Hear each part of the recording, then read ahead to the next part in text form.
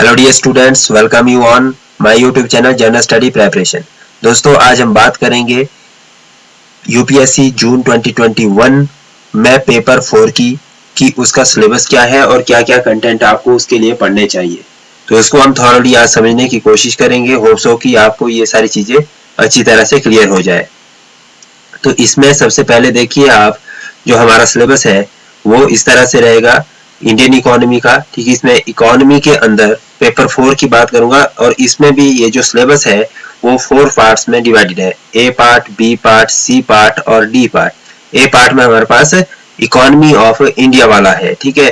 B में हमारे पास science and technology है, तो उसको हम यहाँ पे डिस्कस नहीं करेंगे। हम ओनली आज बात करेंगे यहाँ पे इकोनॉमी ऑफ इंडिया की, और इसमें देखेंगे हमारे को कौन कौन से टॉपिक कवर करने हैं। चलिए स्टार्ट करते हैं।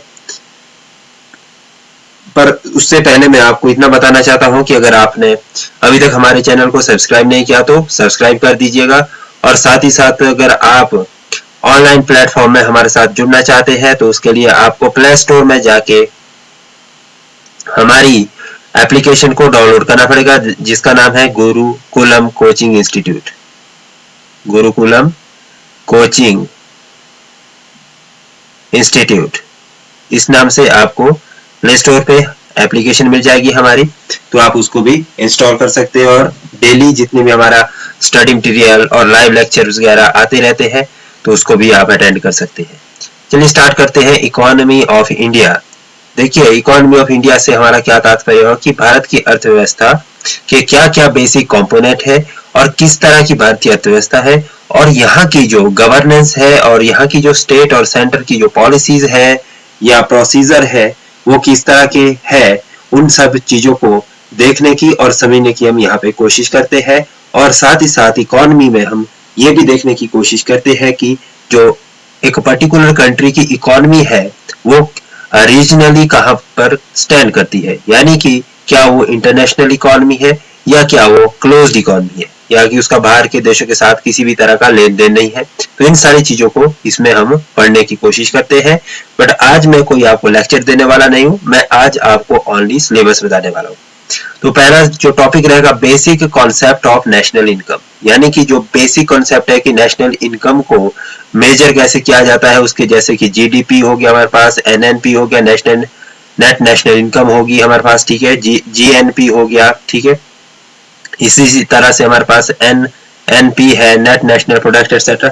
ये सारे जितने भी पैरामीटर है इससे हम नेशनल इनकम को आइडेंटिफाई करने की कोशिश करते हैं और इसी से हम नेशनल इनकम को मापते हैं, ठीक है।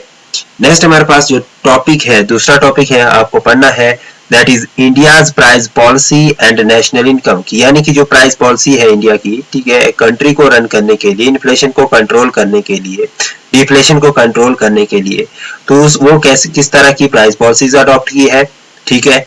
इन्फ्लेशनरी प्राइस पॉलिसी है या डिफ्लेशनरी प्राइस पॉलिसी है, तो किस तरह की प्राइस पॉलिसी रहेगी भारत की अपने अर्थव्यवस्था को बनाए रखने के लिए, सुदृढ़ बनाए रखने के लिए, मजबूत बनाए रखने के लिए। और साथ ही साथ हम इसमें कंपैरिजन नेशनल इनकम का लेंगे। तीसरा जो हमारा पास टॉपिक है that is Indian public finance system, यानी कि यहाँ पे हम पब्लिक फाइनेंस सिस्टम की बात करेंगे। प्राइवेट फाइनेंस सिस्टम भी कई कंट्रियों के अंदर पाया जाता है, प्राइवेट फाइनेंस सिस्टम, ठीक है, तो उसको हम यहाँ पे डिस्कस नहीं करेंगे।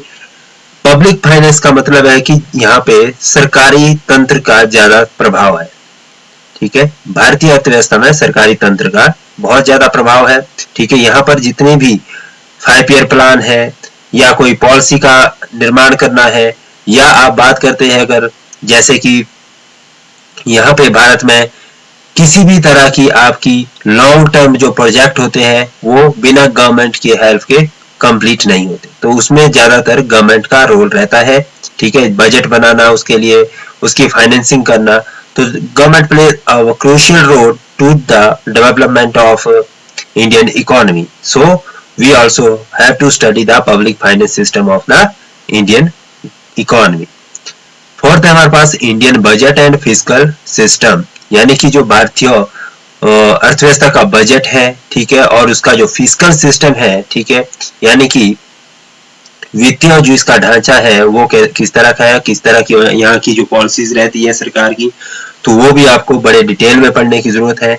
और हर साल बजट आता है, ठीक है, एनुअल बजट होता है और 5 year plan, long term targeted budget भी होता है।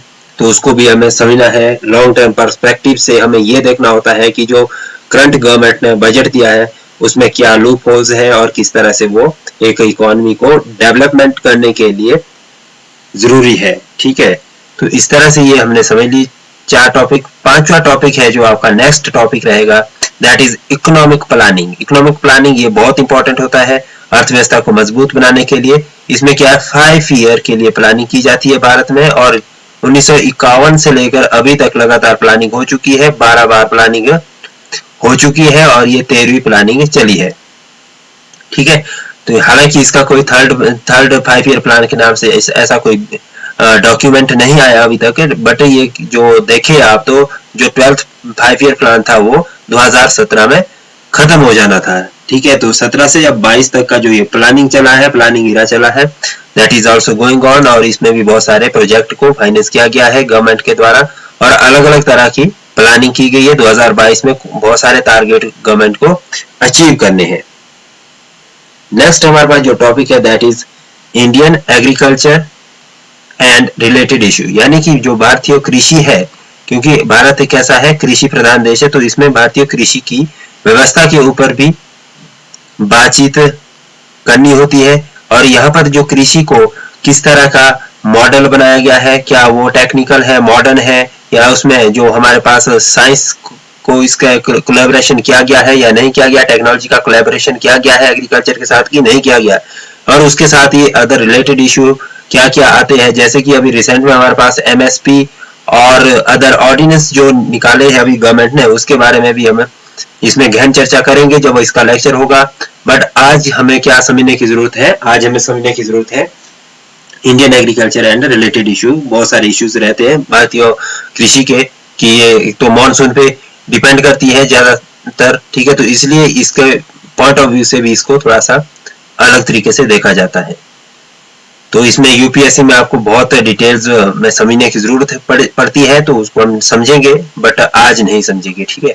Indian industry and related issue, ठीक है, और भारतीय जो उद्योग जगत है उसका क्या रोल है भारत की अर्थव्यवस्था को बनाए रखने के लिए, उसमें रोजगार पैदा करने के लिए, और जो भारत की अर्थव्यवस्था है उसको मजबूती प्रदान करने में जो उद्योग का रोल है वो कैसा है, उसके बारे में भी हमने यहाँ पे चर्चा करनी है। और साथ ही साथ उद्योग के साथ और अन्य जो इश्यूज है उसके ऊपर भी बातचीत की जाएगी। नेक्स्ट हमारा टॉपिक रहेगा Indian services, Indian service industry, यानी सर्विसेज सेवा उद्योग, सेवा उद्योग जहां पर आप सेवाएं प्रदान करते हैं, ठीक है। और इसमें ज्यादातर टेक्नोलॉजी और कंप्यूटर या आर्टिफिशियल इंटेलिजेंस वगैरह ये सारी चीजें यहाँ पे कवर हो जाती है, तो ये सर्विस सेक्टर को हम यहाँ पे डिस्कस करेंगे। नेक्स्ट हमारे पास आएगा इंडियन बैंकिंग सिस्टम, यानी कि जो भारत की बैंकिंग प्रणाली है वो कैसी है, यहाँ के बैंकिंग सिस्टम में लोन्स कैसे प्रोवाइड किए जाते हैं, यहाँ पे एग्रीकल्चर के लिए क्या पॉलिसीज है बैंकिंग में, ठीक है, बैंकिंग सेक्टर किन बेसिक फैक्टर के ऊपर वर्क करता है, तो ये सारी चीजें हमें यहाँ पे डिस्कस करनी पड़ेगी, ठीक है। नेक्स्ट हमारे पास रहेगा कैपिटल मार्केट ऑफ इंडिया, यानी कि जो कैपिटल है, पूंजी बाजार है भारत का, वो कैसा है, पूंजी बाजार भारत का कैसा है, उसके ऊपर भी यहाँ पे डिस्कशन होगी। नेक्स्ट हमारे पास रहेगा 11th जो लेक्चर होगा दैट इज फॉरेन ट्रेड, ठीक है, यानी कि जो हमारे पास विदेशी व्यापार है, ठीक है, या ट्रेड है, ठीक है, तो वो किस तरह का है, यानी कि हमारे पास balance of payment, foreign direct investment, ठीक है, इस तरह से, तो ये सारी चीजों के ऊपर भी हमें यहाँ पे डिस्कस करने की जरूरत है। उसके बाद है इंटरनेशनल इकोनॉमिक ऑर्गेनाइजेशन, ठीक है, जितनी भी इंटरनेशनल ऑर्गेनाइजेशन है, इकोनॉमिक ऑर्गेनाइजेशन है, जिसमें कि WTO, ठीक है, IMF एटसेट्रा, बहुत सारी ऑर्गेनाइजेशन वर्क करती है, ठीक है, जिसमें कि वो इंटरनेशनल लेवल में या एशिया लेवल में अलग अलग रीजनल बेसिस पे अलग अलग तरह की हमारे पास ऑर्गेनाइजेशन है। नेक्स्ट हमारे पास human development and demographic profile, यानी कि जो जनसंख्या है या मानव विकास एवं जनसंख्या का जो ग्राफ है वो किस तरह का है, क्या यहाँ पे जो पॉपुलेशन है वो कंट्रोल्ड है या नहीं है, वो एक्सेसिव है, पर कैपिटा इनकम कितनी है, तो ये सारी चीजें यहाँ पे हमें डिस्कस करने की जरूरत है। या हंगर कितना है, माल न्यूट्रिशन कितना है, तो ये सारे टॉपिक्स यहाँ पे हम डिस्कस करेंगे। नेक्स्ट हमारे पास है various investment models. Various investment models यानी कि जो हमारे पास निवेश के मॉडल्स हैं, कैसे कैसे हैं, क्या क्या हम पॉलिसीज बनाए हैं अपने निवेश को बढ़ावा देने के लिए, तो ये चीजें भी हम यहाँ पे डिस्कस करेंगे। नेक्स्ट हमारे पास रहेगा सोशल डेवलपमेंट इशू, यानी कि जो सोशली या सोसाइटी में इन न्यूज में जितने भी रहते हैं ट्रेंडिंग इश्यूज रहते हैं, उसके ऊपर क्या पॉलिसीज बनाती है सरकार, किस तरह से उनको हैंडल करने के लिए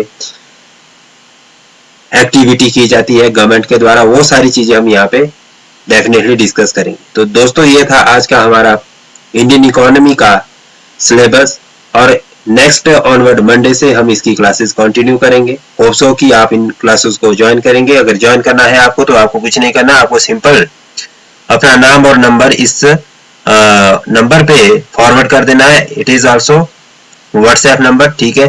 तो यहाँ पे आप इसको फॉरवर्ड कर दीजिए अपने नाम और नंबर को, आपको क्लासेस बिल्कुल एब्सोल्युटली दी जाएगी। ऑनवर्ड मंडे क्लासेस शुरू हो जाएगी। Thanks to watch this video.